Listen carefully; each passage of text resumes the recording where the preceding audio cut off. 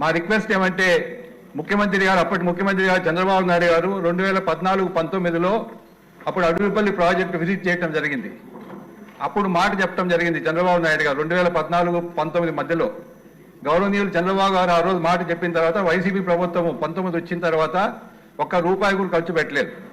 దానివల్ల ఈరోజు ఆ ప్రాజెక్ట్ ఇంత డబ్బు ఖర్చు పెట్టి 2569 కోట్లు ఖర్చు పెట్టి ఉపయోగం లేకనుంది.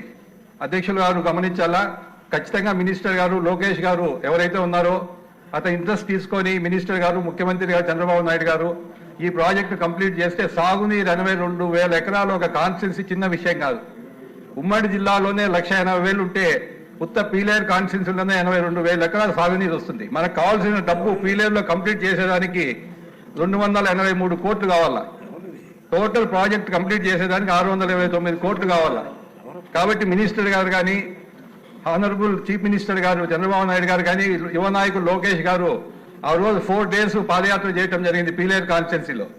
ఆ రోజు రైతులంతా కూడా రిప్రజెంట్ చేయడం జరిగింది. ఈ విషయంగా కంప్లీట్ చేయాలని నేను కోరుకుంటున్నా.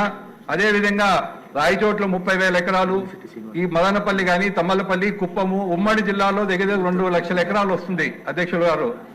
కాబట్టి I request the honourable human resource minister Lokesh గారు ఇంట్రెస్ట్ తీసుకొని ఈ ప్రాజెక్టు ఖచ్చితంగా కంప్లీట్ చేస్తే మా పీలేరు కాన్స్టిట్యున్సీలో సస్యశ్యామలం అవుతుంది.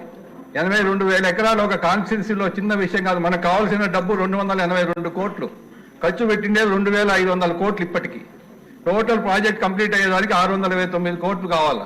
కాబట్టి ఐ రిక్వెస్ట్ ఈ బడ్జెట్లోనే ఇమీడియట్ గా టెండర్స్ పిలిచి ఈ ప్రాజెక్టు కంప్లీట్ చేయాలని చెప్పి మంత్రి గారిని, లోకేష్ గారిని, ముఖ్యమంత్రి చంద్రబాబు నాయుడు గారిని కోరుకుంటున్నాను అధ్యక్ష.